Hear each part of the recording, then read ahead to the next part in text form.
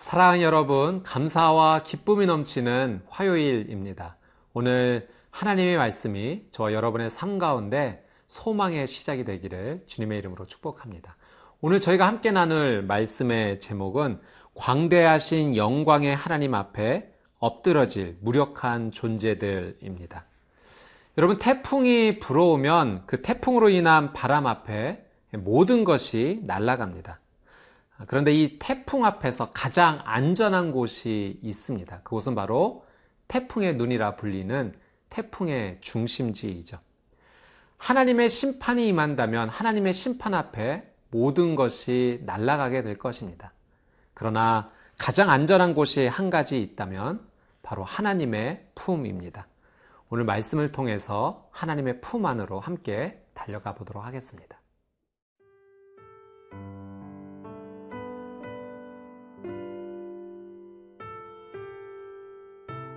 이사야 2장 12절에서 22절 말씀입니다. 대저 만군의 여호와의 날이 모든 교만한 자와 거만한 자와 자고한 자에게 임하리니 그들이 낮아지리라. 또 레바논의 높고 높은 모든 백향목과 바산의 모든 상수리 나무와 모든 높은 산과 모든 솟아오른 작은 언덕과 모든 높은 망대와 모든 견고한 성벽과 다시스의 모든 배와 모든 아름다운 조각물의 임하리니 그날에 자고한 자는 굴복되며 교만한 자는 낮아지고 여호와께서 홀로 높임을 받으실 것이요 우상들은 온전히 없어질 것이며 사람들이 암혈과 토굴로 들어가서 여호와께서 땅을 진동시키려고 일어나실 때에 그의 위엄과 그 광대하심의 영광을 피할 것이라.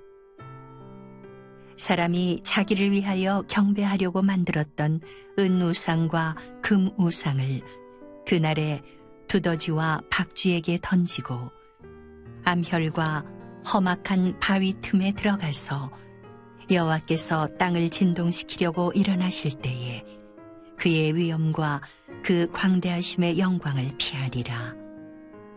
너희는 인생을 의지하지 말라.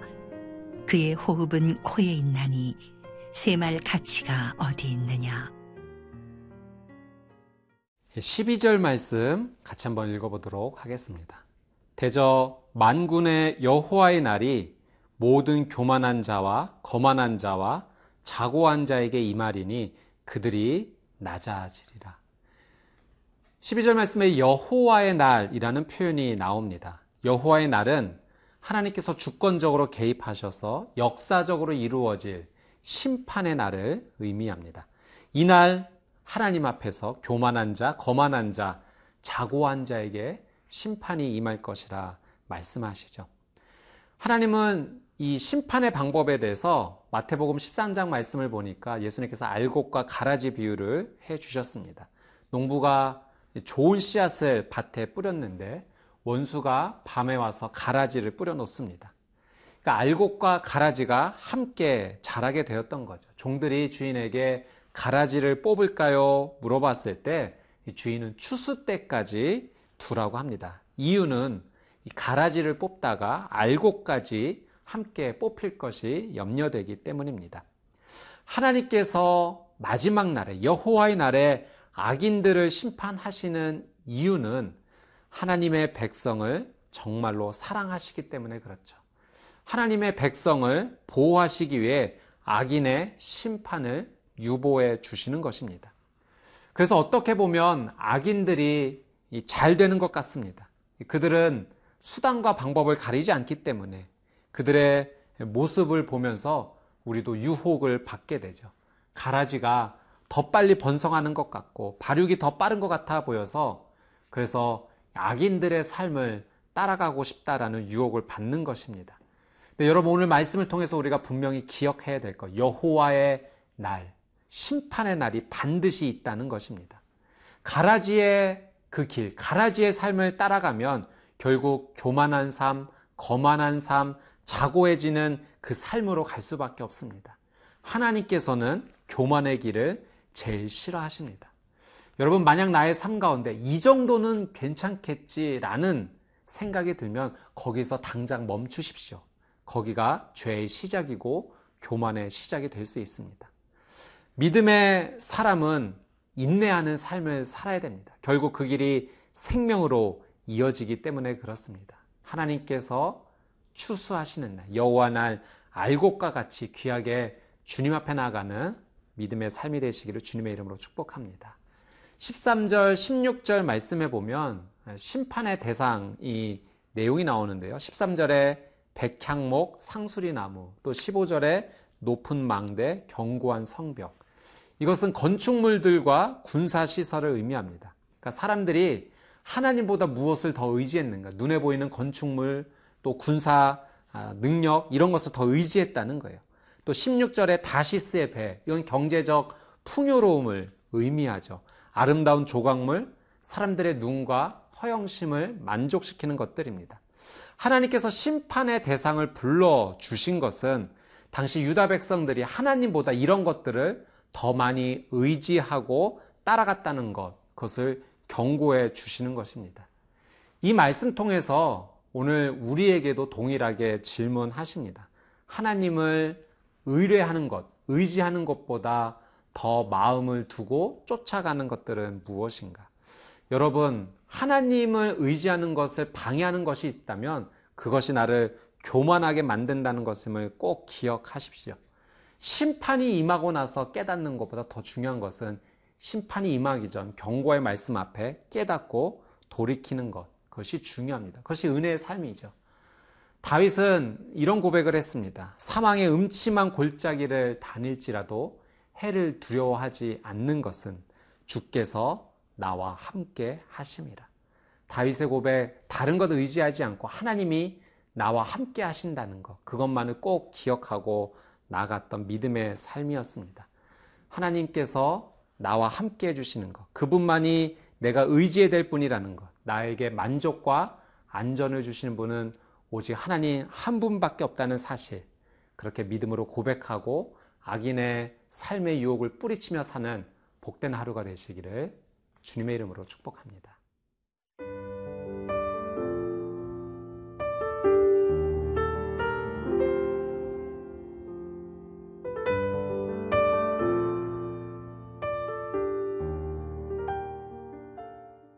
예, 17절 말씀 한번 읽겠습니다. 그날에 자고한 자는 굴복되며 교만한 자는 낮아지고 여호와께서 홀로 높임을 받으실 것이요. 심판의 날 하나님께서 자고한 자, 교만한 자 낮추시고 하나님께서 홀로 높임을 받으실 것이다.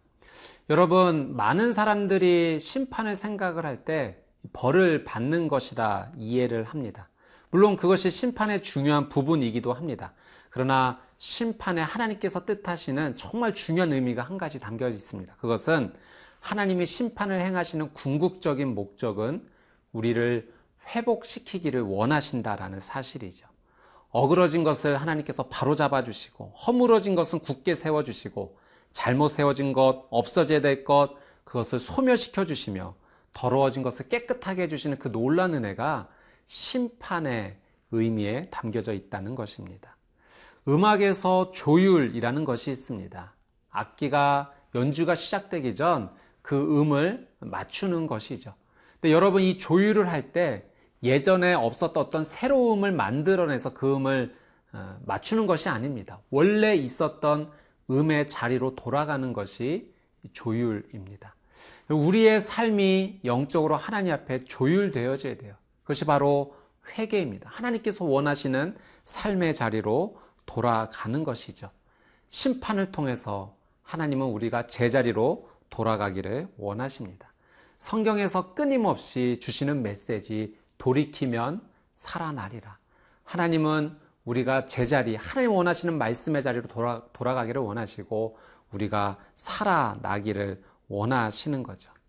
하나님께서 가장 싫어하시는 죄의 모습은 이 교만임을 말씀을 통해서 계속 깨닫습니다. 나의 삶이 교만한가, 교만하지 않는가, 어떻게 체크할 수 있는가? 예배의 삶을 보면 알 수 있습니다. 내가 하나님께 드리는 예배가 감사와 감격이 흘러넘친다면 그것은 하나님 원하시는 겸손의 모습으로 나아가는 것이죠. 그러나 내가 요즘 하나님께 드리는 삶이 예배가 되지 않고 내 입술에서 찬양의 말씀이 나오지 않는다면, 내 눈이 하나님의 말씀을 향하지 않는다면 내 삶이 교만으로 나아가고 있음을 우리는 깨달아야 합니다. 우리의 영성이 다시 한번 하나님의 말씀으로 조율되어서 예배의 기쁨과 감격이 흘러넘치시게 되기를 주님의 이름으로 축복합니다. 19절 말씀에 보면 암혈, 토굴이라는 단어가 나옵니다. 암혈은 말 그대로 바위로 만들어진 굴이고 토굴도 임시 피난처가 되겠죠. 하나님의 심판이 임할 때 아마 그곳으로 피한다 할지라도 하나님의 심판을 피할 곳은 아무것도 없다는 의미일 것입니다. 시편 기자는 시편 139편에서 이런 표현을 했습니다. 내가 주의 영을 떠나 어디로 가며 주 앞에서 어디로 피하리이까. 여러분, 하나님의 임재하심, 하나님의 심판을 피할 곳은 이 세상에 단 한 곳도 없습니다. 그러나 한 곳 있다면 그것은 바로 하나님의 품입니다. 자녀들이 잘못해서 부모님께 훈계를 받아 회초리를 맞더라도 그 자녀가 눈물을 흘리며 부모님 품에 안기면 부모님은 더 따뜻하게 안아주고 그 상처를 어루만져 주시죠. 우리가 하나님의 품, 그곳으로 뛰어갈 수 있다면 그곳이 하나님의 심판을 피할 수 있는 가장 안전하고 유일한 곳이 될 것입니다. 22절 말씀에 보면 우리의 호흡은 하나님께서 책임져 주신다라는 말씀의 의미입니다.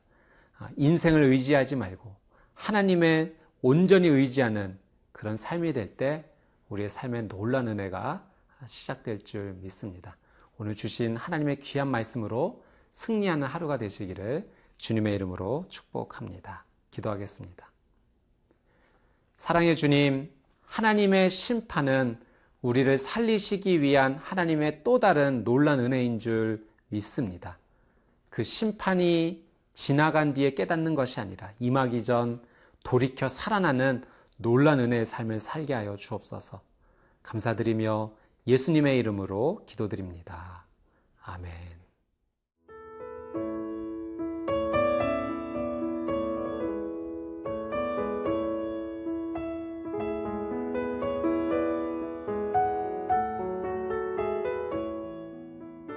이 프로그램은 시청자 여러분의 소중한 후원으로 제작됩니다.